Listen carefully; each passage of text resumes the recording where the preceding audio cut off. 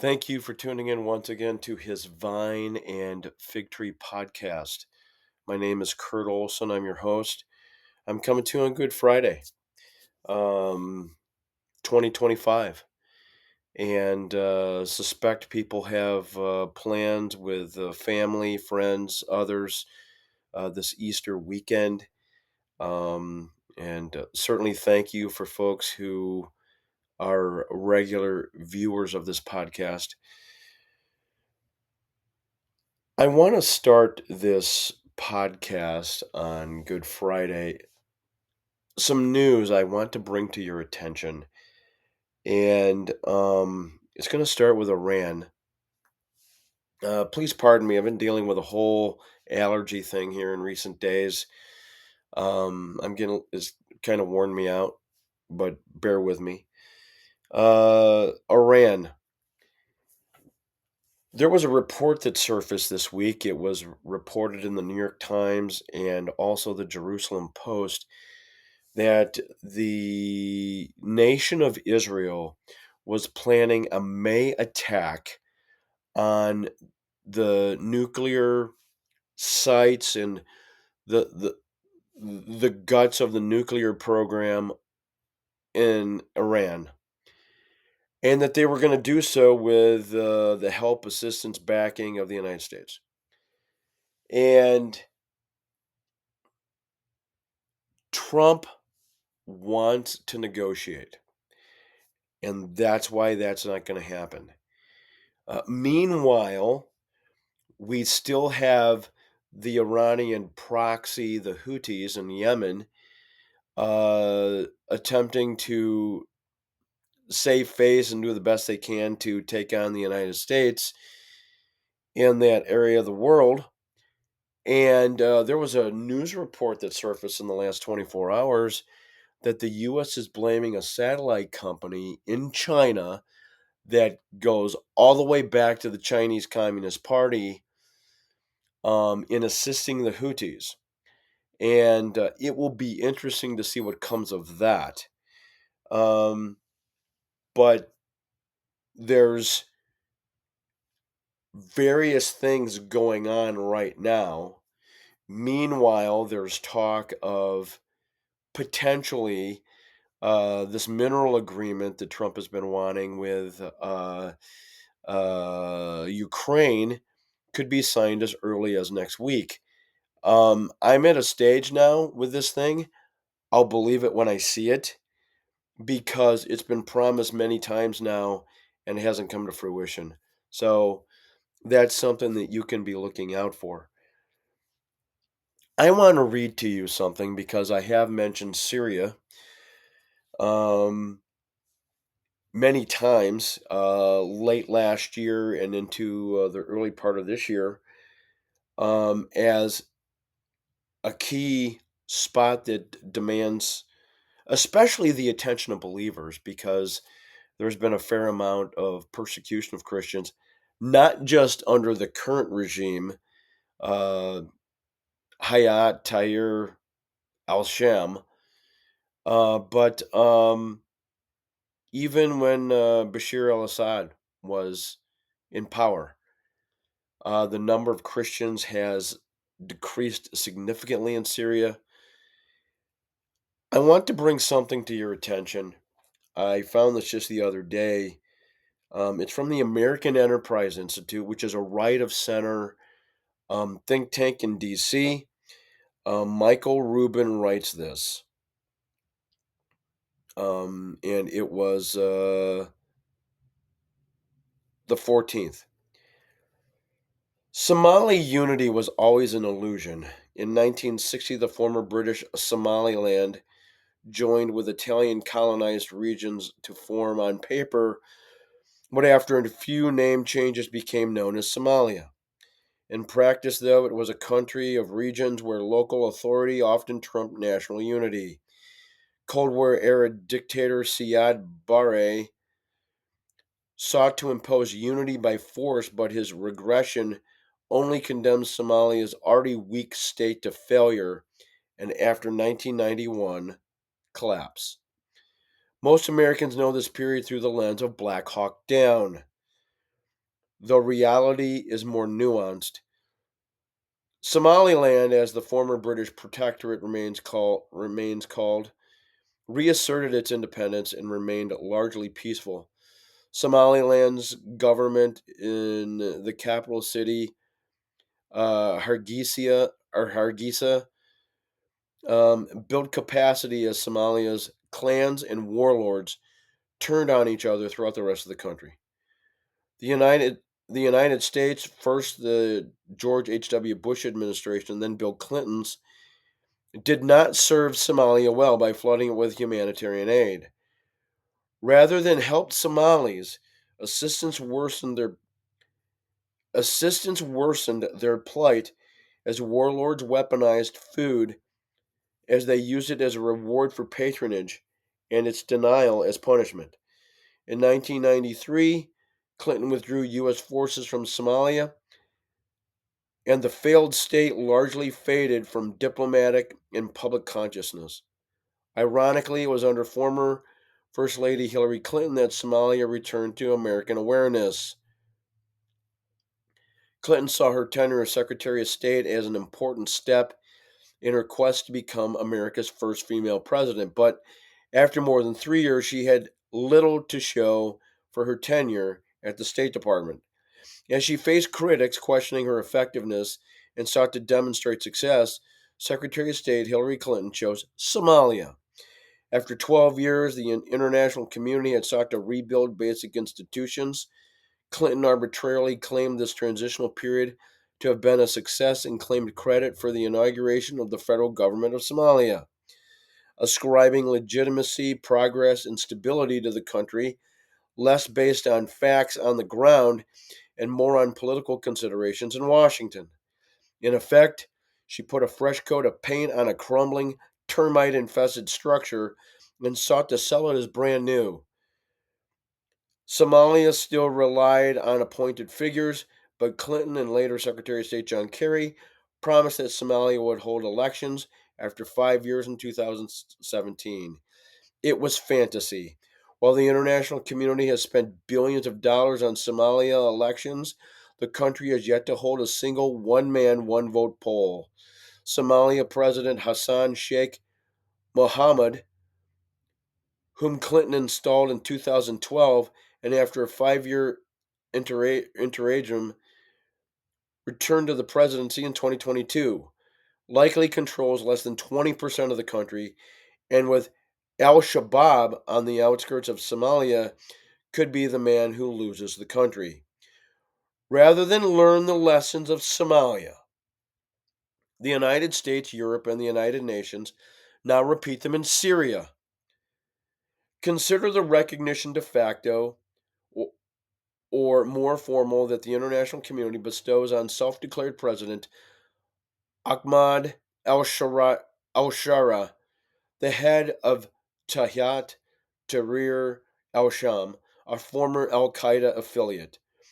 Recent travelers to Syria, like Middle East Quarterly editor Jonathan Spire, note that Shara's forces manned no checkpoints for more than 100 miles on a major highway across the Syrian desert.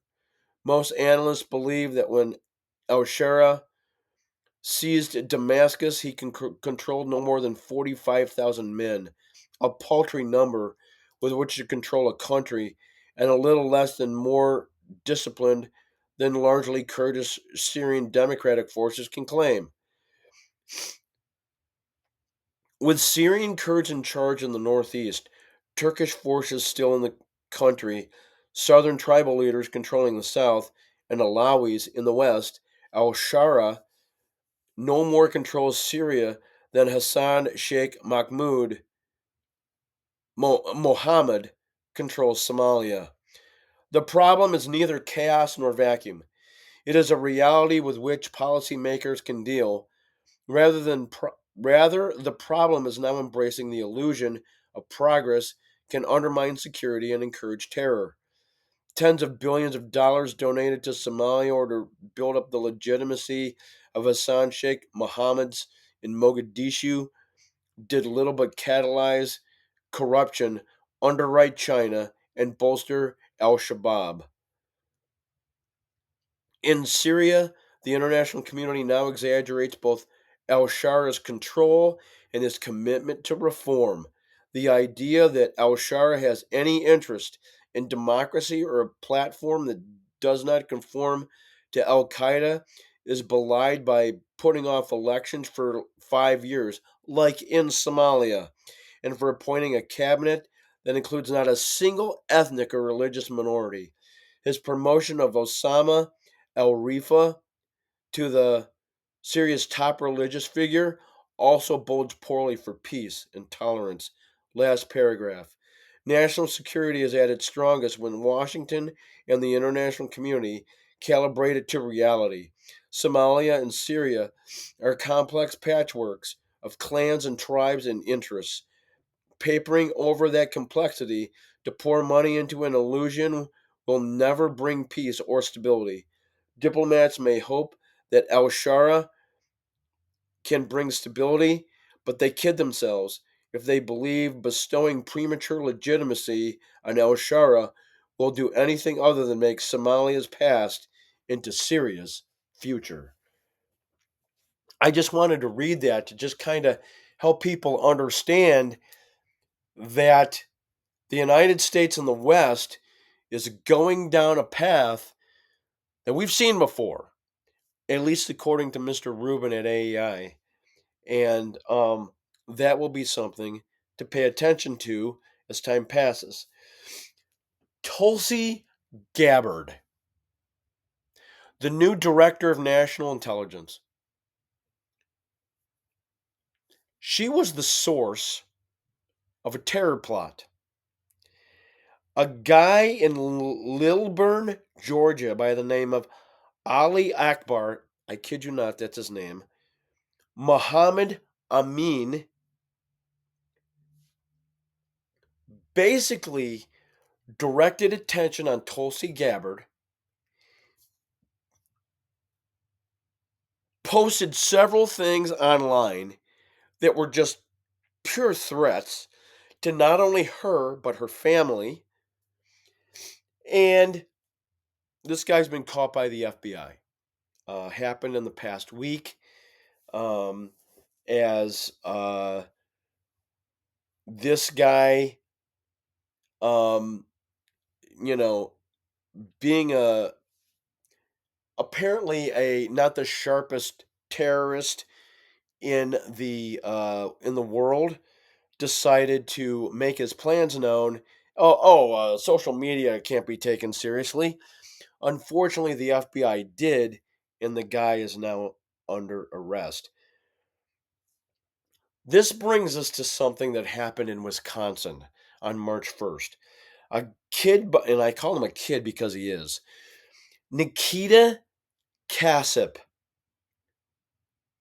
CASAP, age 17, in Waukesha County, Wisconsin,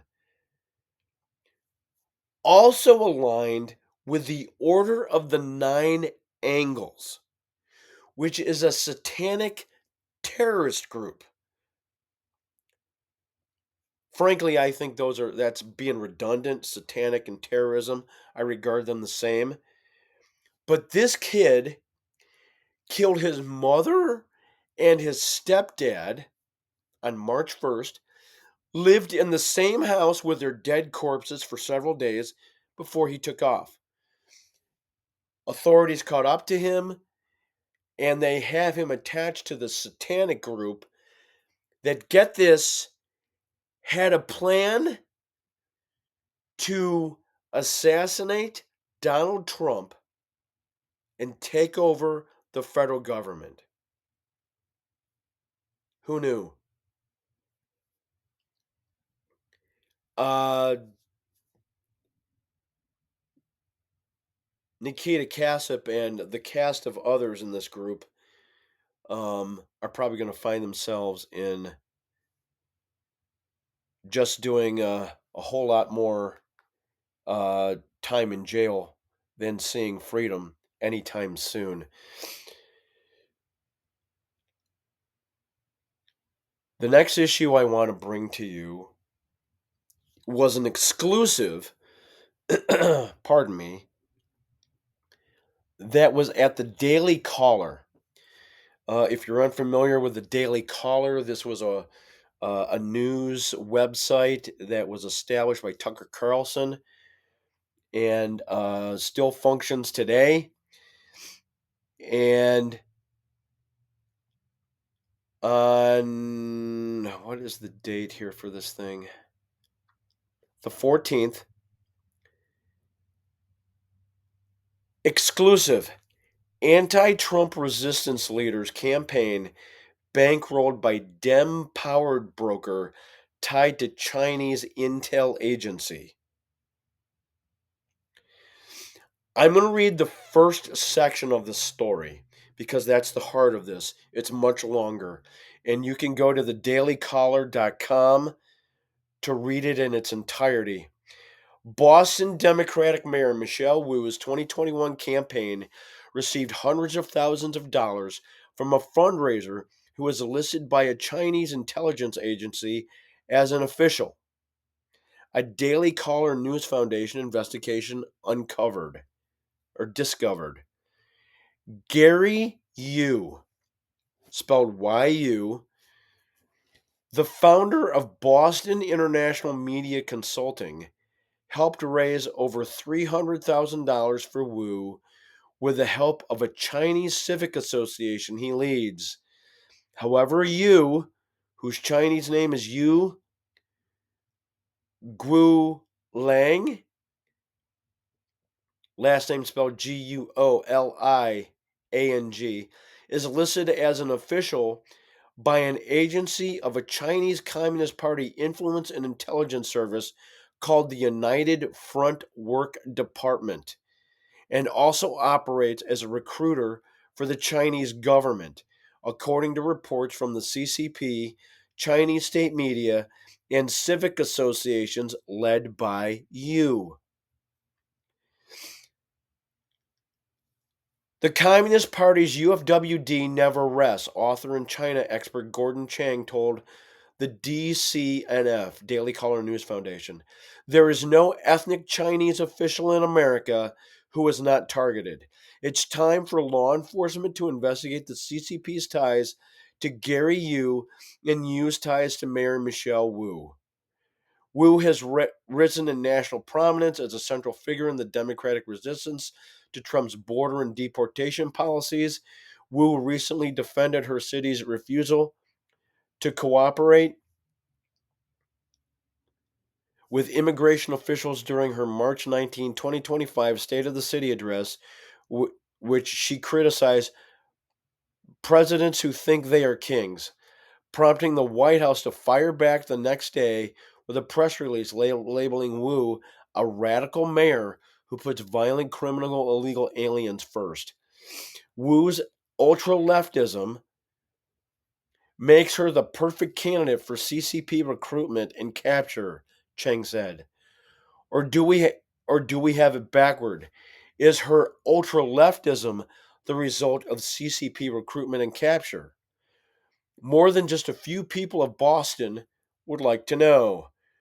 Wu's office, Yu, and Boston International Media Consulting did not respond to multiple requests for comment.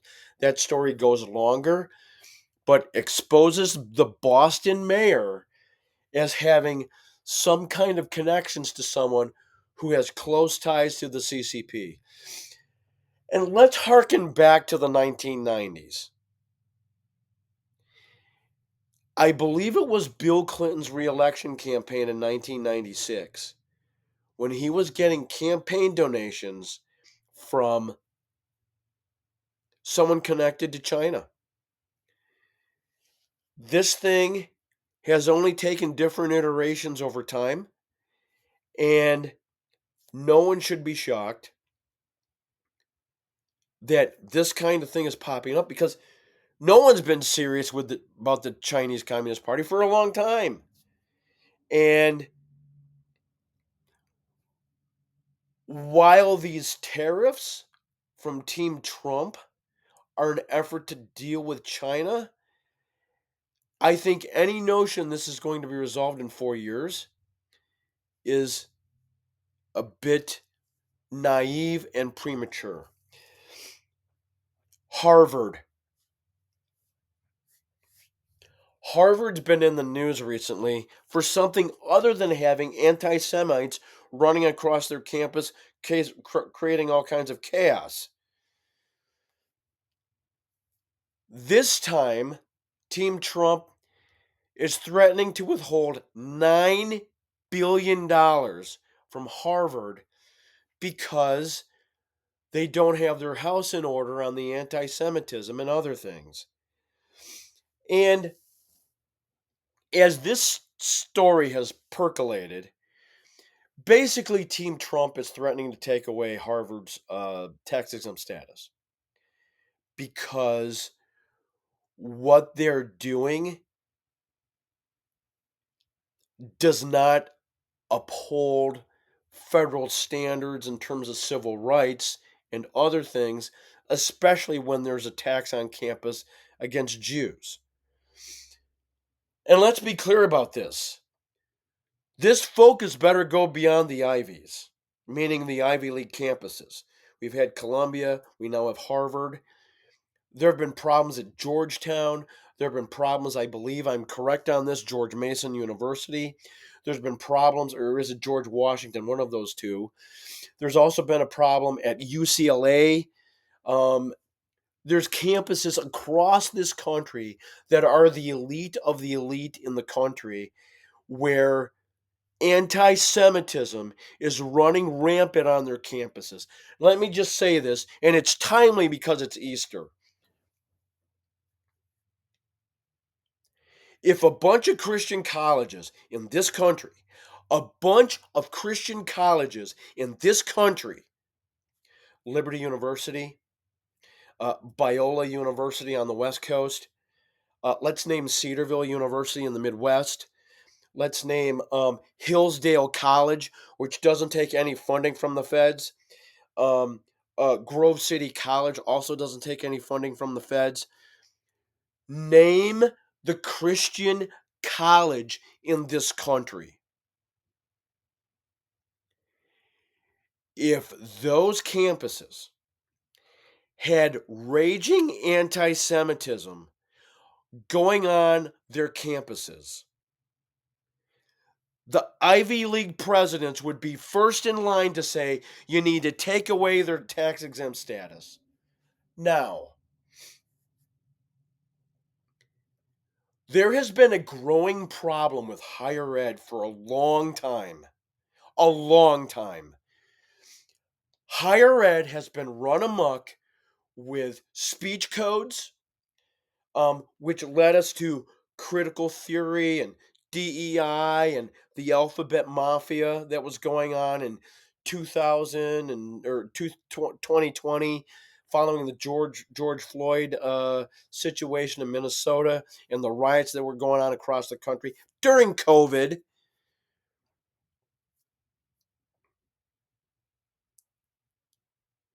If Christian colleges in the United States of America were allowing rioting against Jews on their campuses, those Christians just haven't gotten over the fact that the Jews killed Jesus some 2,000 years later.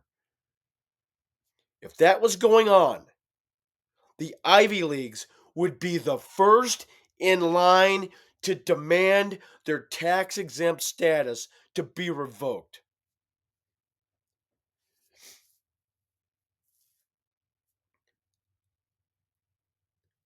Higher ed needs intense scrutiny by the feds, state legislators, and others.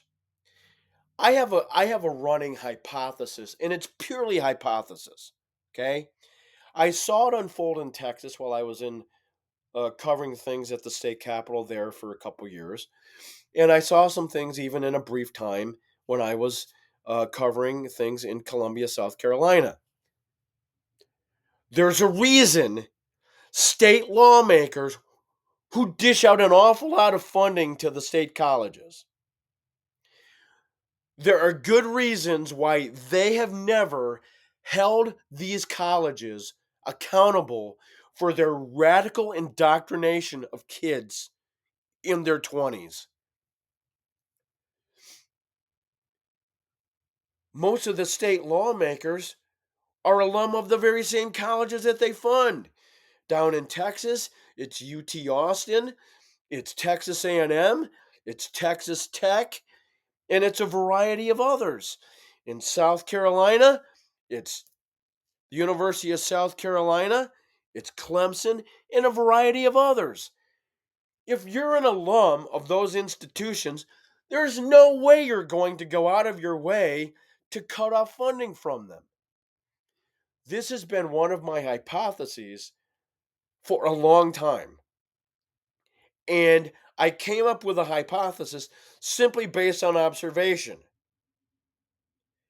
And it is time for some accountability to higher ed. It is long overdue. Campus Reform wrote a piece that, frankly, is a spot where I agree with. There's been a lot of pieces written. I've read some from the Free Press, a variety of others just in the last week.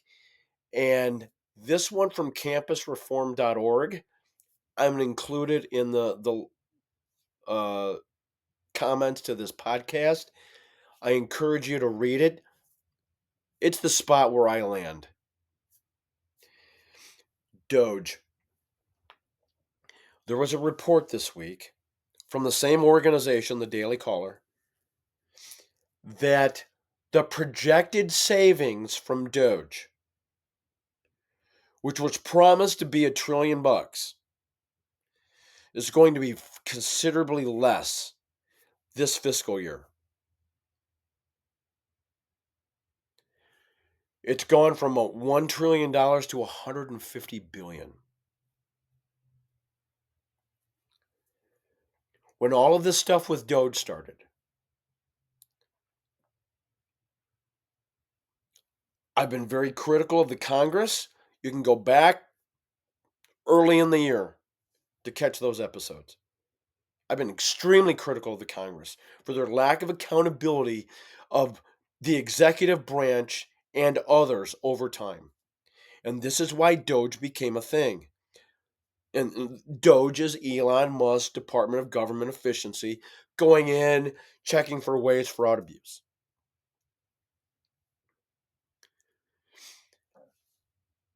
I have said multiple times, I hope DOGE is wildly successful.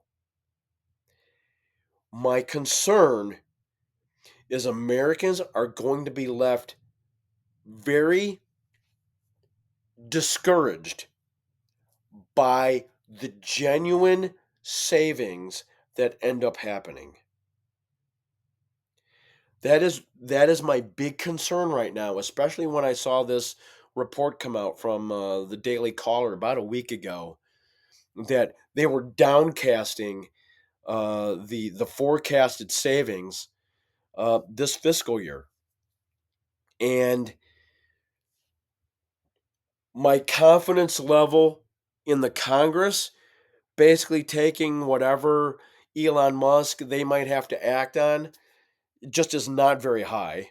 I mean, you could probably slip a paper between my fingers to indicate the level of confidence I have with Congress doing anything substantial. So there's that as well. The last thing I want to bring to your attention is a column that was written by Cal Thomas. Cal Thomas, I regard as one of my mentors. Cal Thomas, I got to meet him when I was at Liberty University. I also have maintained a little correspondence in the early stages of my journalism career back in the 1990s.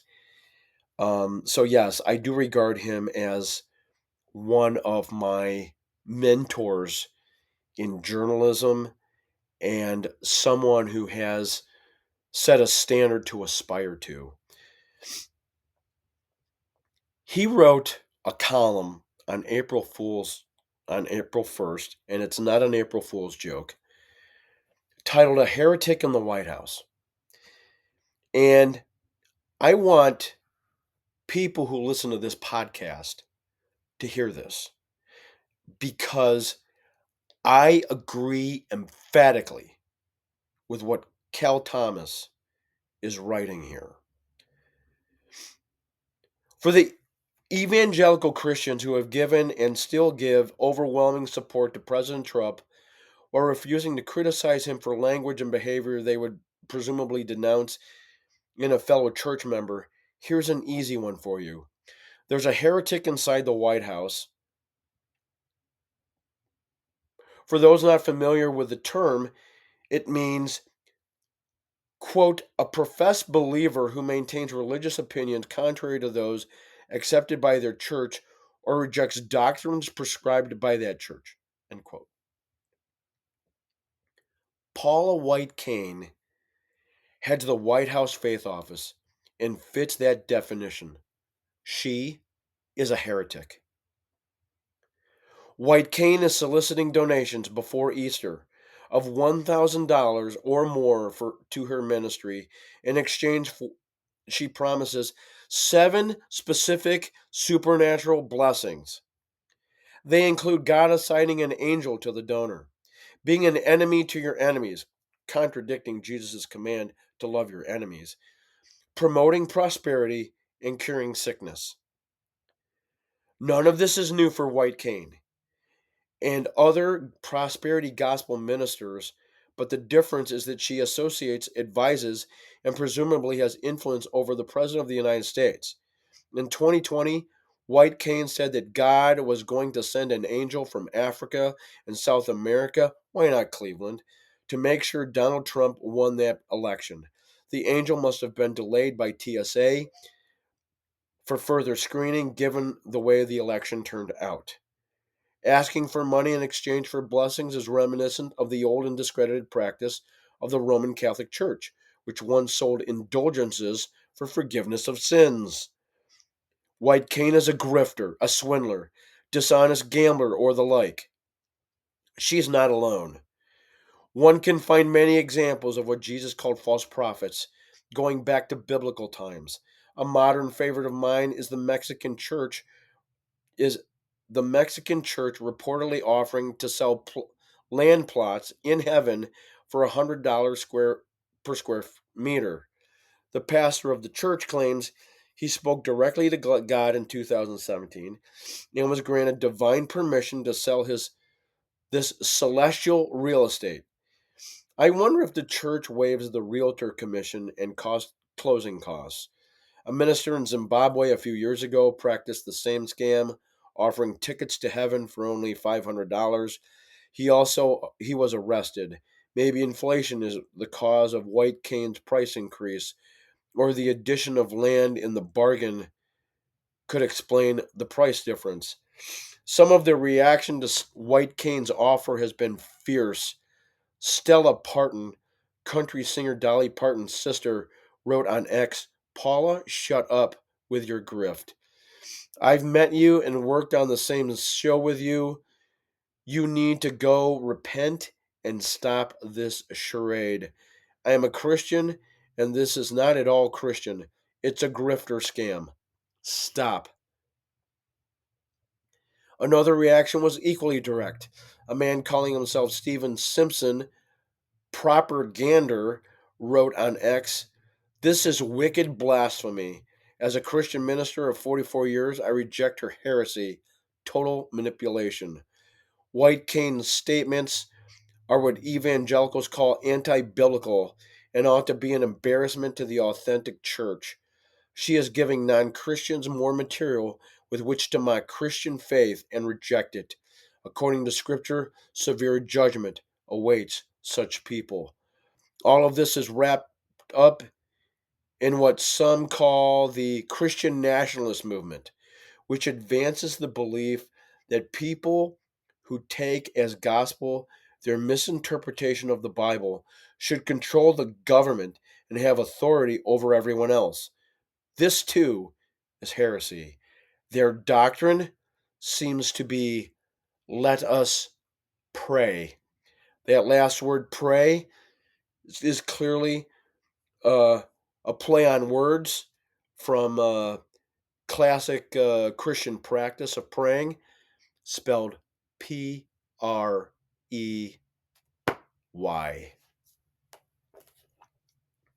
Again, I hope this Easter sees you doing well. And